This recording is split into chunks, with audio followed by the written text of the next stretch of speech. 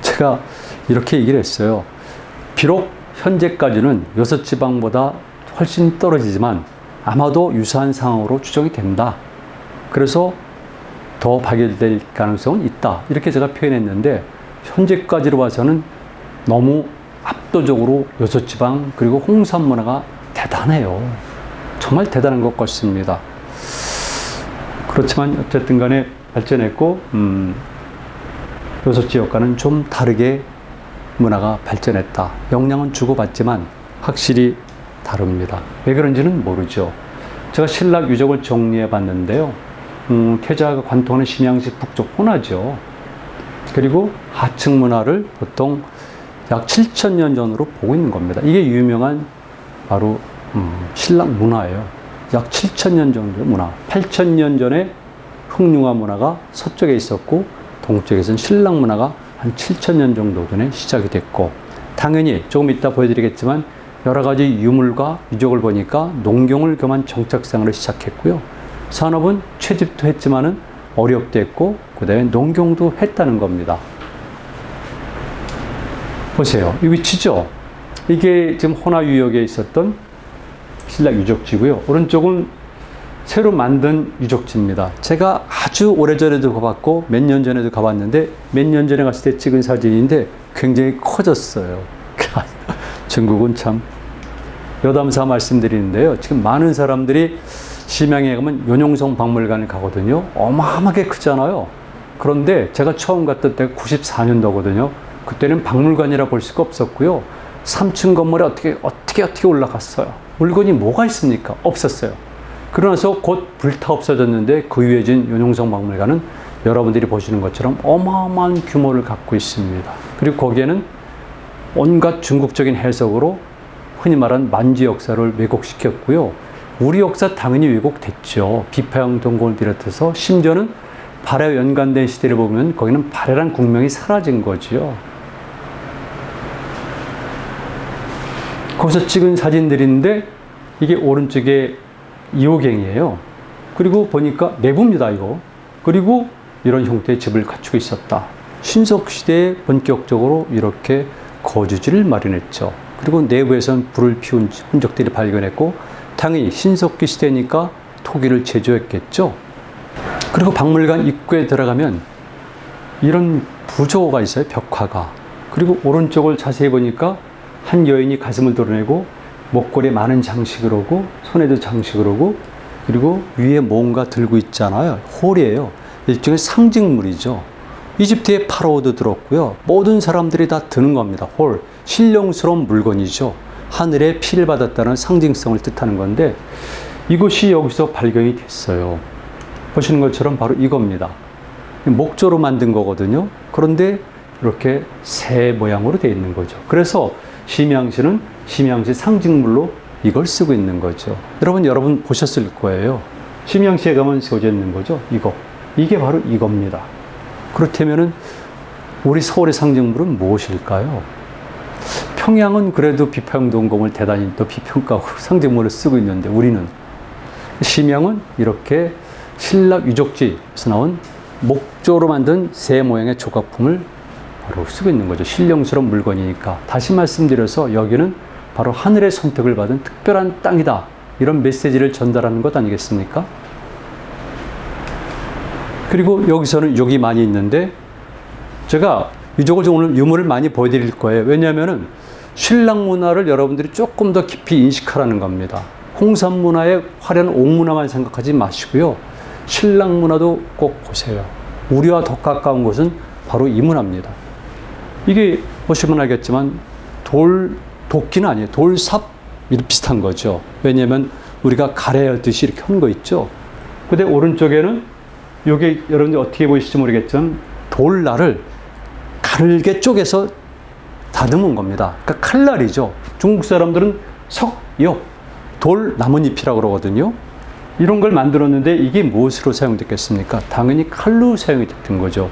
그러니까 이 지역 같은 경우는 흑요석이 없잖아요.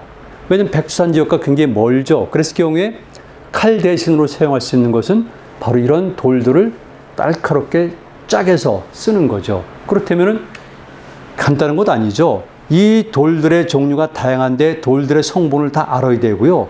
그리고 구석기도 마찬가지겠지만 특히 이 시기에 오게 되면 어떤 돌을 어떤 돌로 가격을 하고 어떤 방향으로 어느 정도 힘을 가격해야지 이런 것이 나온다는 걸 알아야 돼요.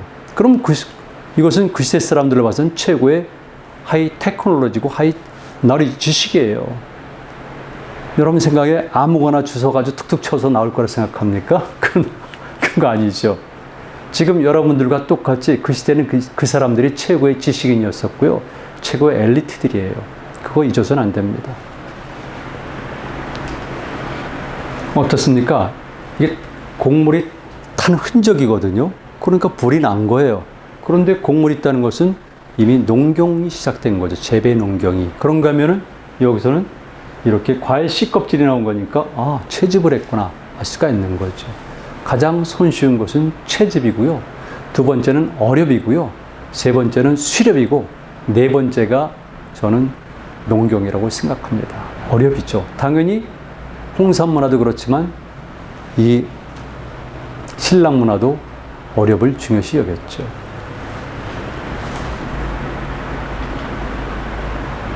토기들을 보세요. 조금 이따 또 보여드리겠지만 이런 토기들이 나오는데 이렇게 갈짓자 문양이 들어간 것들, 아빈문 이런 것들은 홍산문화랑 일부 연관되지만 주로 쭉 동쪽으로 가면서 압록강하고를 거쳐가지고 서쪽으로 쭉 내려오면서 우리랑 연결되는 거죠. 그래서 흔히 말하는 이 짓자문 아빈문이 바로 여기 겁니다. 그래서 이런 연관성. 또 여기서는 이미 옥을 사용을 했잖아요. 옥의 산지는 수암이에요. 고구려에서 유명한 수암이죠. 그런데 수암에서 더 가까운 것은 사실은 심양 지역이에요. 그런데 진짜 옥문화가 발전한 것은 어디입니까? 지금 적봉시 일대와 건평현 일대잖아요. 그러니까 옥은 비록 여기가 더 손쉽게 구할 수 있지만 그것을 가공하고 문화로서 발전시킨 것은 역시 홍산문화 지역이죠. 옥도끼입니다. 이것이 그 갈짓자형 문화죠. 이건 아빈자, 갈짓자. 눌러가지고 만든 이 갈짓자. 이게 우린 비교적 늦게까지 나타나는 토기 양식입니다. 한반도 남쪽까지 다 나타나죠.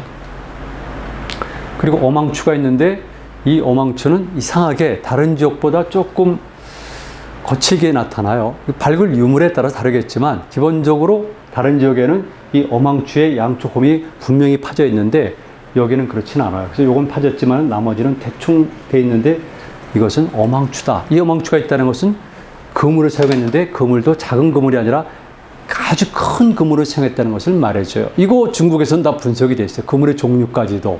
그러니까 사실은 중국의 학문 영역이 굉장히 넓고 깊은 거죠. 그리고 오른쪽에 있는 것은 뼈로 만든 여러 가지 제품들이죠. 송곳이라든가 무슨 칼날이라든가 화살촉이라든가 등등 이런 뼈 제품도 있고 그 다음에 아마 놀라실 거예요. 여러분들 이거 보시면서 사진 상태가 별로 안 좋죠. 이게 새까맣잖아요. 그래서 새까만 걸 다듬어 가지고 간에 홈을 낸 거예요. 이건 모양이 좀 뭔가 그럴듯하잖아요. 이건 뭐냐면 귀걸이에요. 어떤 재질이겠습니까? 이게 여기 나오잖아요. 석탄이에요. 석탄. 그 당시에 석탄이 사용이 된 거고요. 당연히 사용됐죠. 아니 메소포타미아에서는 아스팔트가 벌써 이미 사용이 됐잖아요. 똑같이 여기서 석탄이 사용됐고요. 이 석탄으로 이렇게 장식품도 만들었어요. 그렇다면은 우리가 말한 6,000년 또는 7,000년 전의 문화가 우리 생각은 다르다는 거죠. 그런데 어디서 가져왔을까? 여기 보면 무순이라고 돼 있잖아요. 심양성 무순까지 이 사람이 가가지고 석탄을 구해가지고 온 겁니다. 그래서 가공을 했는데요. 무순이 유명한 무순 탄광 있지 않습니까? 일본인들이 개발한 게 뭡니까? 만주국을 세우면서 하나는 안산의 철광이죠. 안산시 전체가 철광산이죠. 그 안산시가 어디입니까? 고구려 때 바로 안시성 권한성이죠. 그리고 여기가 뭡니까? 무순. 무순의 신성이 있고 무순의 탄광을 일본인들이 개발한 거 아닙니까? 그 시대 이렇게 신라 사람들이 걸어서 가서 석탄을 가져와서 이런 것들을 많이 만들었는데 제가 일부만 여러분들에게 보여드리는 거예요. 통념을 깨는 겁니다. 자, 이거 사진 상태 나빠요. 그 당시에 워낙 급하게 찍어서 성묵이에요. 성묵이니까 이건 돌로 된 건데 먹이죠, 먹. 그러니까 무엇을 했겠습니까, 이걸로? 당연히 이 사람들은 그림을 그렸죠. 그리고 또 한 가지는 글자를 써야 되는데 글자는 남아있지 않고 다만 토기에는 이렇게 흔적이 남아있죠, 부어로서. 어쨌든 중요한 것은 묵이 있다. 그렇다면 이 사람들은 묵을 가지고 그림이라든가 글자 비슷한 것을 썼다는 걸 알 수가 있어요. 이거는 전부 다 옥제품입니다. 목걸이고요. 자, 옥으로 만든 옥도끼가 보이고 있죠. 여기도 옥도끼. 이거는 모르겠어요. 실수로 온 건지 아니면은 문양인지 모르겠지만 어쨌든 간에 왠지 모르게 미술 사는 사람들은, 종교학하는 사람들은 여기 의미를 부여하죠. 뭐 그런 거 많이 있어요. 우리나라 예를 들면 충청도에서 남한강가에서 발견된 여러 구석기의 유물을 가지고 여러 가지 해석들 하거든요. 비전문가들이 볼 때는 좀 과장되죠. 어쨌든 간에 이렇게 옥도끼들도 발견되니까 아, 신랑문화 하층에서도 이렇게 옥문화가 있었구나 알 수가 있죠. 그리고 편보자 문화는 그 근처인데요. 신랑문화보다 한참 후대죠. 그리고 어떤 경우에서는 이 편보자 문화를 청동시대 초기로 보는데 일단 기본적으로 그 근처에 이런 문화가 있다 보는 거죠. 자, 그래서 이제 제가 정리를 해드리는데요. 요동반도와 한반도 신석기 문화는 강한 공통점을 가지고 있다. 제가 요와 홍산 문화는 말씀을 드렸지만 이제는 요동지방에 있었던 문화들도 한반도의 신석기 문화와 공통성이 맞다.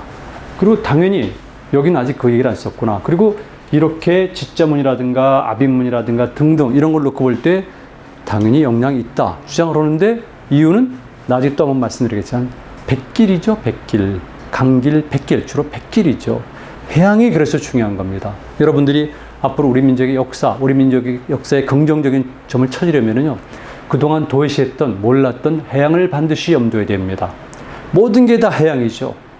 발해만이라는 게 바다 아니겠습니까? 그러니까 우리가 말한 동해인들 그러면은 당연히 발해 주변에 분포한 사람들이에요. 요동만, 발해만, 그리고 산동바다 위쪽에.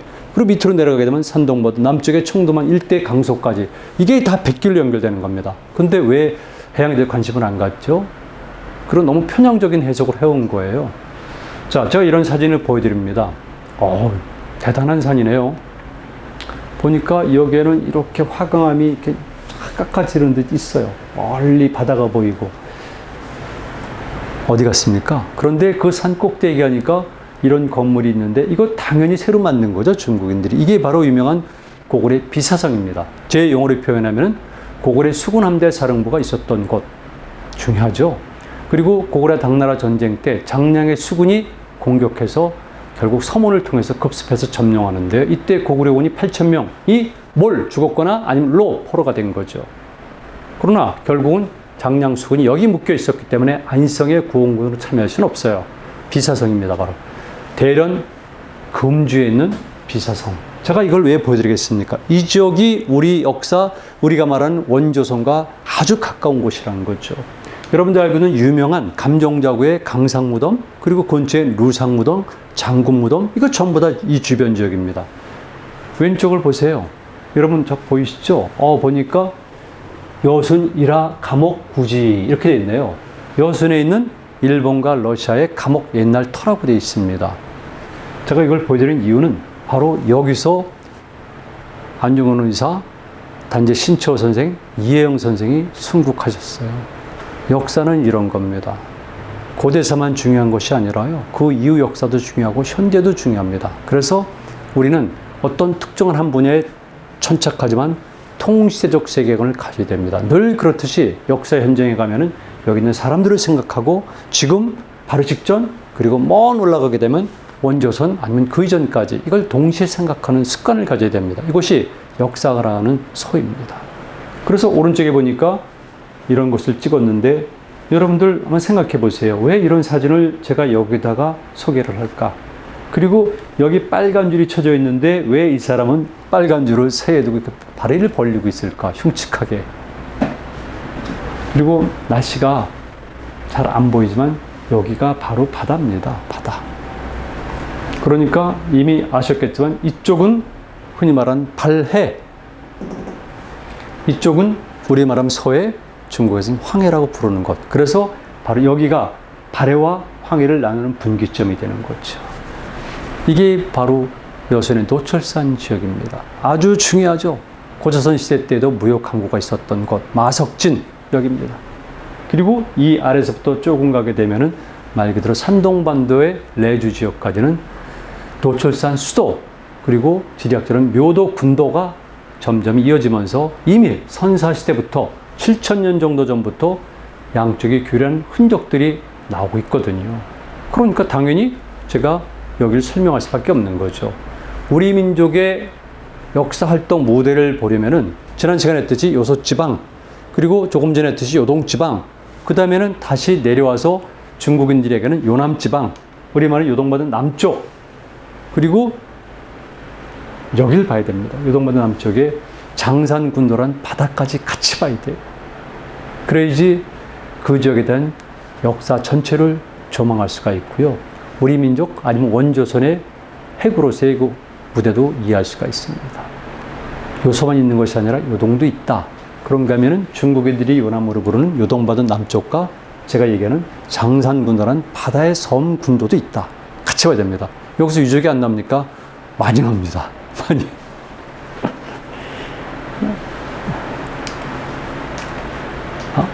먼저 사진을 보여드릴게요. 여기 금주구라고 말씀드렸죠. 금주구가 비사성이 있는 곳이고요. 그 다음에 이 주변 지역이 고조선에 많은 무덤들이 있고요. 그 다음에 여기 이렇게 보니까 여기는 보란점이 있잖아요. 와방점, 보란점이 있는데 이 지역에 가면 이렇게 섬들이 많이 포진되어 있습니다. 이 섬이 얼마나 중요하겠습니까? 여러분 생각해 보세요. 이 지역에 사는 사람들은 어업을 하기도 했겠지만 이 지역과 이 지역을 가는 사람들은 반드시 거쳐야 되는 곳이 이 섬이 아니겠습니까? 장산군도. 조선시대 때 일부에 나타납니다. 연행사들이 이곳을 통과한 것. 그만큼 중요한데 당연히 이런 지역에서도 신석기 시대 때 유적이 있고 유물들이 발견이 되죠. 같이 봐야 됩니다. 그리고 여기 살았던 사람들은 후에 원조선의 문화권 그리고 정치권 즉 영토에 들어간 것이고요. 그 위에는 고구려로 계승이 된 겁니다. 그럼 우리는 여기를 알아야 되잖아요. 여러분 요동반도 남쪽 피구항이 엄청나게 지금 개발됐거든요. 뻔해요. 중국인들이 군사항으로 쓰기 위한 겁니다. 현장 가서 보면 알 수가 있어요. 그리고 이렇게 대장산군도가 있고 석성열도가 있고 또 가면은 해양도가 따로 있고 이거 꼭 아셔야 돼요. 이제는 역사를 바라볼 때 관념적으로 추상적으로 보지 마시고요. 선입견을 갖고 보지 마세요.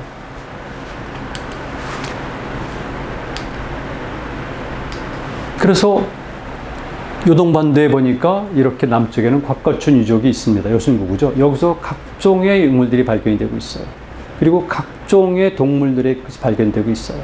수렵을 한 거죠. 뿐만 아니라 이렇게 집돼지, 이미 이때 목축을 본격적으로 했다는 겁니다. 집에서 돼지를 키운 거예요.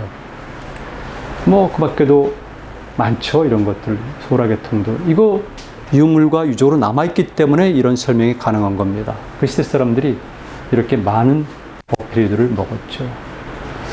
그러니까 우리 생각보다는 그래도 굶지 않고 잘 산 것 같네요. 특히 이런 것들은 중요하거든요. 이게 전체가 하나의 필드, 예를 들면 소국이 되는 겁니다. 해양 소국. 이렇게. 해양의 메커니즘을 보면 너무나 이런 해석이 당연하죠. 그래서 중심성이 있는데 아마도 장해라고 보여지고요. 실제로 장해에서 많은 유물들이 발견이 되고 있습니다. 자, 제가 봤어요. 이렇게 오가천 유지입니다. 그리고 오른쪽에는 주가천인데요.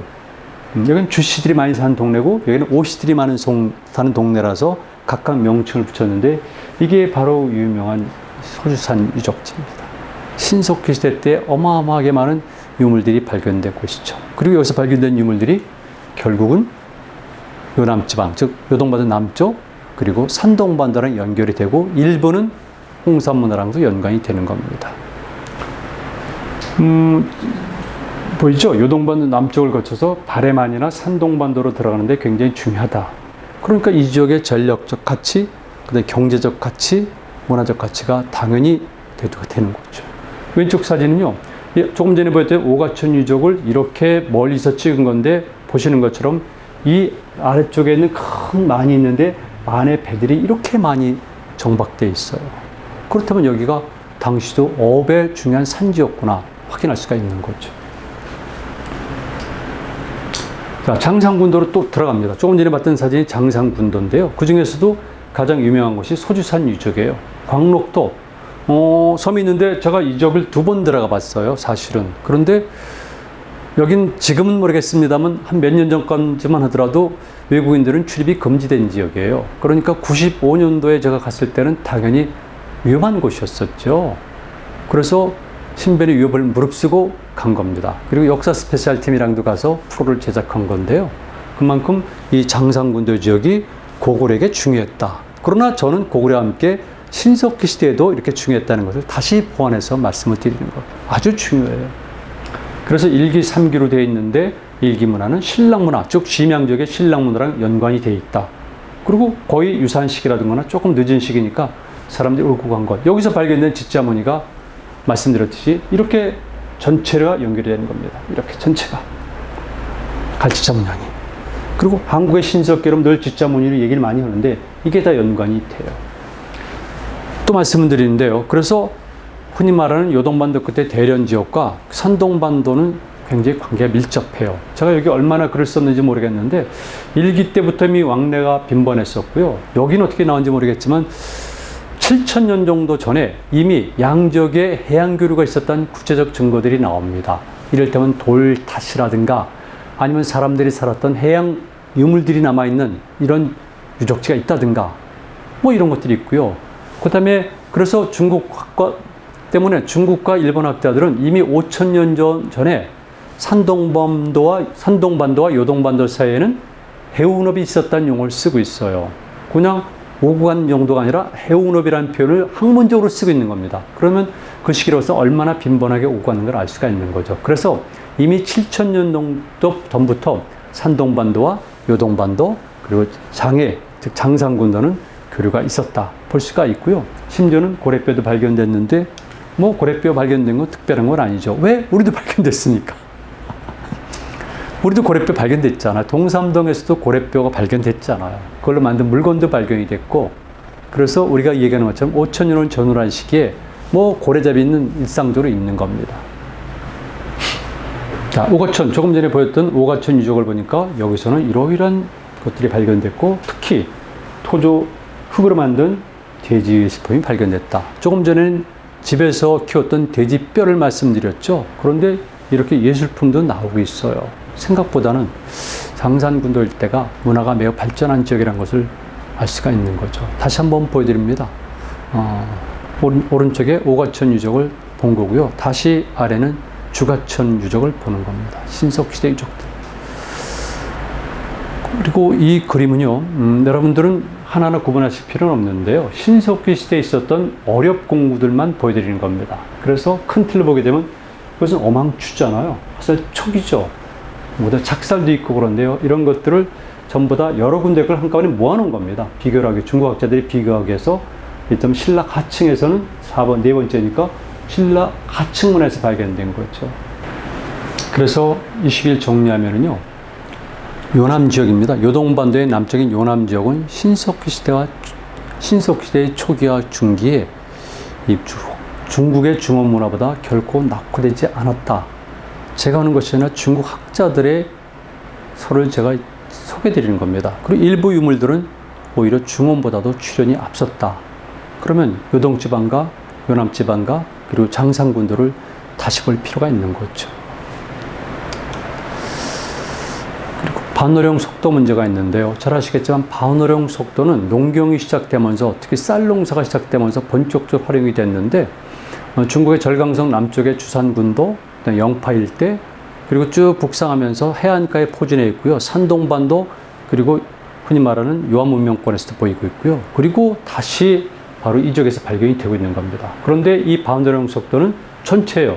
중국의 황해 연안부터 해서 한국을 거쳐가지고 일본 열도까지, 일본 특히 규슈북까지는 거의 반호령 속도와 같이 동일한 형태가 발견이 되고 있거든요.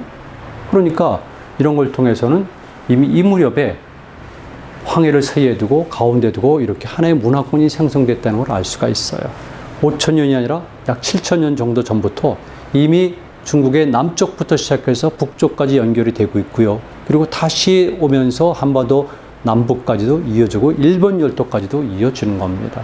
그렇다면 당연히 문화는 서로 주고받는 것이고요. 그런 과정 속에서 중국 쪽에 있는 문화도 확장이 됐지만 우리 쪽에 있었던 동방문화 또는 원조선의 문명권도 같이 동시에 확장이 되는 거죠. 그래서 양쪽의 문화 또는 문명이 만나면서 여기서 파장을 일으키는 거예요.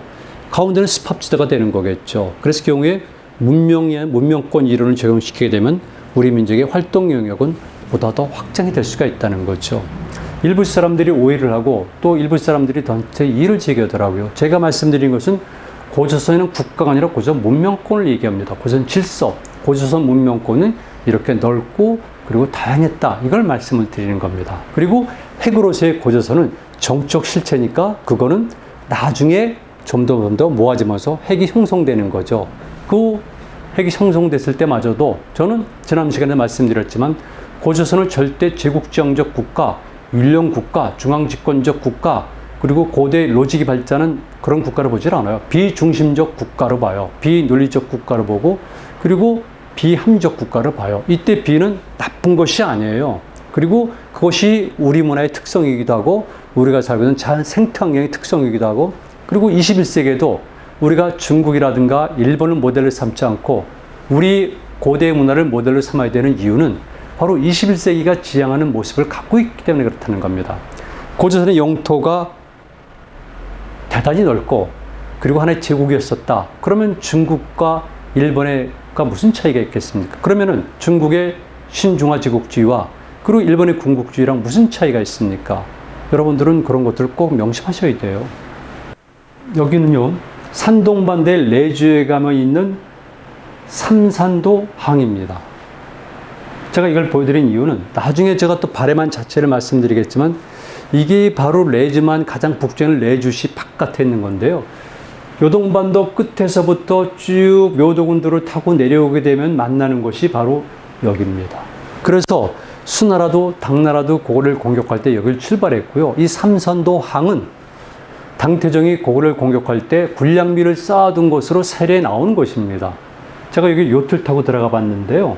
황해를 건너서 요트를 타고 들어가 봤는데 가보니까 여기가 삼산도가 섬이 아니라 그냥 위 붙어가지고 포구가 됐더라고요. 그러니까 현장 답사가 이렇게 중요해요. 그런데 그 시기에는 섬이었기 때문에 삼산도 여기가 발전 기지였다는 것이죠. 당연히 여기는 선사시대 때의 유적들이 남아있고요. 그리고 오른쪽에 보는 것은 그 유명한 묘도입니다. 묘도는 이 묘라는 것이 흔히 말하는 사당을 뜻하지 않습니까? 그런 명칭이 붙은 섬인데 이 전체를 묘도군도라고 그래요. 제가 섬 이름 뺐지만은 요동반도 끝부터 바로 여기까지 연결된 것이 묘도군도인데 그중에 가장 상징적인 섬 이것이 이것이 묘도인데 들어간 입구를 지은 겁니다. 자, 이제 결론을 내리겠습니다. 대련적의 신석기 시대의 문화는 주위 문화와 서로 영향을 주고받았다. 굳이 강조할 필요가 없는데 하도 한국 사람들이 홍산 문화하고 요소지방만 얘기하니까 제가 일부러 강조하는 겁니다. 그리고 여기서 발견된 많은 유적들을 보니까 경기도부터 시작해가지고 부산까지 쭉 이어지면서 거의 유사한 형태의 토기들도 발견이 된다. 뿐만이 아니라 평안북도의 미송리 동굴 아시죠? 미송리 토기가 발견된 곳. 여기도 보니까 소주산 이기문화 같은 게 발견이 돼요. 소주산은 조금 전에 말씀드렸듯이 바로 장상군도에 있는 섬입니다. 그리고 두만강 쪽에 서포항 유적지에서도 발견된 이 조개문이죠. 이런 것들이 연결이 돼 있어요. 그럼 종합적으로 볼 때 이기만 하더라도 예를 들면은 요동반도 남쪽 장산군도 그리고 압록강 하구 쭉 내려서 경기만 부산을 거쳐서 두만강까지가 전부 다 이어졌다는 것이죠. 고대사는 이렇게 연결이 됐던 겁니다. 그리고 삼기로 가게 되면 상기문화는 산동반도 용사문의 영향을 강하게 받았다. 그래서 결과적으로 볼 때 다 이어졌다는 것이 제 생각입니다. 그렇다면 왜 그랬을까? 생태 환경 때문에 그래요. 어쩔 수 없이 교류가 가능한 겁니다. 소의 부적분에 의해서 메꿀 목적으로 교류가 이루어졌고요. 자연환경이 그것을 가능하게 한다는 겁니다. 그 중에서 특히 무엇이겠습니까? 일부의 강과 그리고 바다죠. 육지는 아닙니다. 육로로 이어지는 것은 요소지방으로 연결되는 것이고요. 나머지는 강이고 특히 제가 말씀드린 대로 산동반도부터 요동반도로 해서 압록강 하구를 거쳐 내려온 것은 전부 다 배로 된 겁니다. 즉 해양을 이용해서 모든 것이 이루어졌기 때문에 해양이 중요하다는 것이죠. 자, 이제 강의를 끝내는데요. 마지막으로 제가 이걸 정리해 봤어요. 유아 문명에 대해서 중국 학계는 어떤 관점을 갖고 있는가? 중국 학계의 관점을 제 식으로 해석해서 정리한 겁니다. 꼭 여러분들이 이해하셔야 돼요. 유아 수계의 자연환경이 유아 문명의 물질적 토대이다. 여기서 중요한 것은 유아 수계라는 겁니다. 수계는요, 여기 보통 지리학에서는, 인문지리학에서는 하계망이라는 용어를 쓰거든요. 하는 뭐냐면 물의 시스템을 얘기해요. 그래서 물이란 것이 하나의 주류만 있는 것이 아니라 본류만 있는 것이 아니라 지류가 각가지로 퍼져나가거든요. 이걸 전체로 하계망이라고 그래요. 그러니까 우리가 말하는 유아 문명론은 유아의 그넓은 하계망을 통해서 형성된 것이다. 그리고 그 지역은 원래는 바닷가가 가깝고 해발 고도가 낮으니까 당연히 하계망이 얼마나 넓겠습니까? 그래서 여기서 유아 수계란 말을 쓰게 된 거죠. 그리고 고고학적이고 인류학적인 연구성과를 총 보니까 여기는 중국 북방 문명의 기원이다, 중심이다, 이런 얘기를 썼는데 이건 좀 애매하죠. 왜냐하면 저는 중국 사람들이 중국 문명의 기원 이렇게 쓸까 봐 좀 겁이 나거든요. 그런데 다행히도 이 사람들은 구분해서 북방 문명의 기원이라고 얘기를 하고 있어요. 그러나 제 입장에서는 북방이 아니라 동방이죠. 중국 사람들이 북방은요, 만리장성 이북을 뜻해요. 그거는 언제나 그렇듯이 현재 말씀드리는 몽골의 일부 세력과 함께 투르크인들을 얘기해요. 그러니까 남만, 북쪽, 서융, 동이랬을 때 북쪽에 해당하는 것이 북이지 동쪽은 동이잖아요. 그랬을 경우에 여기에 영향을 끼치고 여기에 연관된 것은 동방문화지 절대 북방문화가 아니에요. 그래서 여러분들이 용어를 수정해야 됩니다. 왜 그들이 쓴 용어를 그대로 수용을 하죠? 왜 일본인들이 만든 용어를 그대로 수용을 하죠? 우린 동방문명이에요. 그래서 중국의 동방문명의 기원이다, 이렇게 해석하면 되고요. 8,000년 전에는 흑융화 문화, 사회문화 이런 것들이 주가 되고요. 그 다음에 7,000년 전에는 심양의 신라 유적이 있고, 다시 7,000년 전에는 쭉 내려와서 요동반도 남쪽의 장산군도 바다에 있는 소주산 문화, 그리고 5,000년 전에는 흔히 말하는 요새에 있는 홍산 문화, 이렇게 발전이 되고요. 그 다음에는 여러분들이 아시는 것처럼 청동기 시대로 넘어가서 하가점 하층 문화를 비롯한 시대들이 전개가 되는 겁니다. 그다음에 문화의 흔적은요, 초원 문화가 있습니다. 지금도 요섭지방 거기는 농목 문화권이거든요. 예전에는 초원이 있었던 거죠. 초원 문화가 있고요. 그 다음에 농경 문화가 있다는 겁니다. 그래서 실질적으로 홍산 문화의 중심적은 농경 문화 지역이에요. 왜? 농경 문화가 있어야지 생산력이 확충이 되고, 그리고 농경 문화를 통해서 정치 구조를 조직화시키다 보니까 지배계급이 발생하고 거기에 따라서 국가의 기본 형태가 형성되거든요. 그 다음에 또 하나 중요한 것이 사람들이 간과하고 있지만 제 견해가 많이 들어갔죠. 어업과 해양 문화이다. 그래서 요하 하류 및 해양이라고 썼는데 전적인 제 견해입니다. 특히 이때 요하 하류는 지금의 요하 하류가 아니라 좀 더 내륙으로 들어간 요하 하류를 얘기하니까 홍산 문화, 여기는 어렵 해양 문화가 상당히 영향을 끼친 것이죠. 그래서 제가 이렇게 정리를 하는 거예요. 문화는 해륙 문화에서 파생된 다원적인 경제 형태와 생산 방식을 유지했다. 요건 여러분들이 PPT를 보면서 그대로 활용하시면 돼요. 해륙 문화입니다. 해양과 육지가 유기적으로 연결된 해륙 문화에서 파생된 다원적인 경제 형태, 농경 문화, 어업 문화, 초원 문화 등등등등. 그리고 당연히 생산 양식 방식이 달라질 수밖에 없죠. 이걸 통일적으로 관리하는 것이 홍산 문화가 되는 거죠. 원조선 문화도 저는 개인적으로 이렇게 보고 있어요. 다양한 환경 속에서 다양한 문화가 만들어졌다. 그리고 거기서는 중국인들이 얘기하는 겁니다. 한족이 얘기하는 한문화 외에도 세 개의 문화가 탄생이 됐다.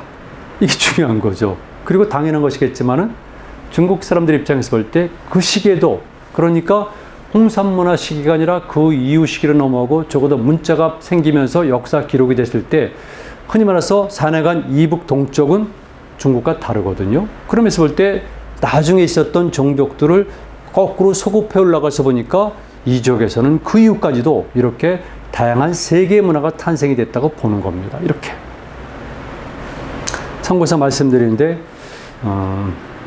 지난 시간에 조금 말씀을 드렸어요. 홍산 문화는 고국 문화라는 용어를 쓴다고, 중국 사람들. 이거 영어로 어떻게 번역할까 굉장히 궁금했어요. 그런데 특별한 건 없더라고요. 그냥 올드란 용어를 쓰는데 제 생각에는 다른 용어를 써야 된다고 봅니다. 두 번째, 그 다음에 하가점 하층 문화는 이미 다음 시간에 오겠지만은 청동 시대로 들어왔는데 이 사람들은 방국 문화를 쓰고 있고요. 그리고 이때 고국과 방국은 도시국가에 해당이 되는 겁니다. 그렇다면은 우리랑 너무나 천양지차가 우리가 역사를 해석하는 방식과 그들과는 차이가 나는 겁니다. 이들은 이미 홍산문화 시기에도 고국 단계에 들어갔다고 보고 있고, 스테이트는 아니죠. 폴리스죠. 그리고 다음엔 방국이라고 해서 도시국가를 얘기하고 있거든요. 그래서 도시국가의 연합으로 보는 겁니다. 저도 마찬가지로 원조선은 여러 개 지역에 있었던 다양한 행성들이 모인, 그리고 하나의 항성을 중심으로 한 그런 네트워크 체제로 보는 거거든요. 절대 중앙 집권적인 지국지향적 국가는 아니에요. 여러분들에게 좀 아쉽겠지만 우리는 당시 고조선은 그렇게 강력한 제국이 분명히 아니었습니다. 그래서 요하요역은 중국에서는 특히 고대 민족문화 발전에 따라서 다양한 다원적 문화들이 형성이 됐다. 그 토대가 됐다. 그런 논리라면 제가 처음 제기했지만 모문명이라는 용어가 적합한 거죠. 어머니 문명, 거대한 수원지가 되는 겁니다. 그래서 한쪽으로 내려가면은 중화문명이 됐고 소북쪽으로 올라갑니다. 영향 끼칩니다. 그리고 당연히 동북쪽으로 올라가면 송화강 수계, 대한 일대 중에서도 하가점 삼국층 문화 이런 것들이 발견되거든요. 그러니까 당연히 영향을 끼친 거죠. 그리고 동쪽도 마찬가지고. 결론적으로 요동과 요소를 포함한 이 만주 지역의 문화는 다차원의 문명 구조를 이루고 있고요. 그리고 다원적인 문명이 이루어졌다는 것이 제 생각입니다. 이렇게 해서 한 세 번에 걸쳐서 요동지방에, 세 번에 걸쳐서 요하를 중심으로 해서 요서지방의 문화, 그리고 요동지방의 문화, 그리고 더불어서 요동지방의 한 부차적 존재를 있을 수 있는 요난과 장상군대에 관해서 말씀을 드렸습니다. 이제 다음 시간에는 끝났으니까 다시 내륙으로 올라가면서 중요한 송화강 지역에 대해서 말씀을 드리겠습니다. 송화강 문화도요, 여러분들의 생각과는 달리 굉장히 발전한 문화입니다. 다음 시간에 뵙겠습니다.